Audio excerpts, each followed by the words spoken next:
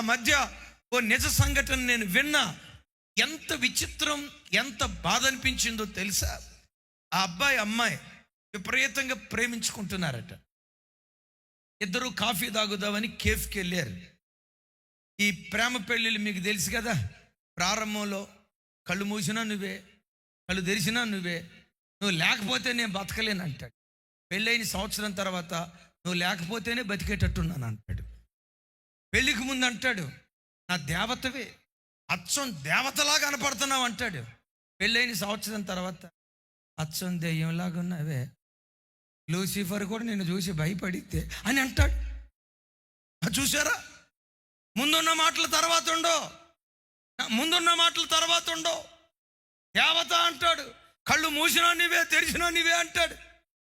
మొత్తానికి మాట్లాడుకున్నారు. ఈలోపు అమ్మాయి ఏదో వాష్రూమ్కి వెళ్ళాల్సి వచ్చి ఫోన్ అక్కడ పెట్టి వాష్రూమ్కి వెళ్ళిందట.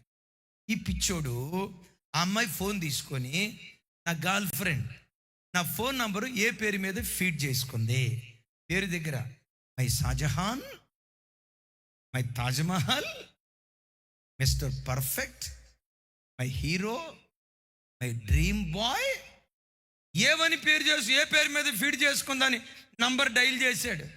నంబర్ డైల్ చేస్తే పేరు దగ్గర వచ్చిందట బకరా నెంబర్ 10 అని.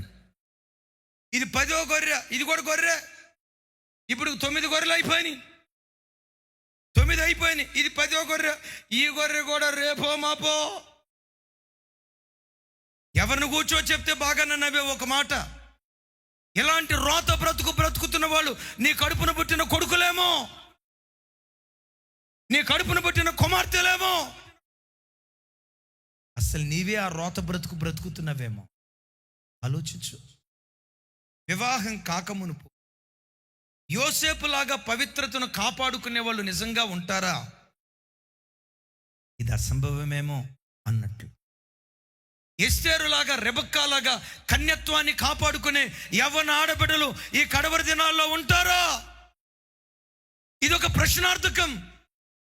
అయితే నా నమ్మకం, ఏ కాలములోనైనా దేవుని కొరకు బ్రతికే శేషం తప్పకుండా నిలిచి ఉంటుంది.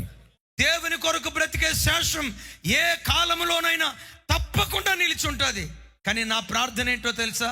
ఆ శేషము నీవై ఉండాలి, ఆ శేషము నీ పిల్లలై ఉండాలి, ఆ శేషము నీ గర్భాన పుట్టిన నీ పిల్లలైతే మాదీయ పారసిక రాజ్యంలో ఎస్తేరు నిలవబెట్టినట్లుగా ఈ తెలంగాణ గడ్డ మీద నీ పిల్లల్ని నా దేవుడు నిలవబెట్టును గాక. ఈ భరత గడ్డలో నీ కుమారులను దేవుడు నిలవబెట్టును గాక.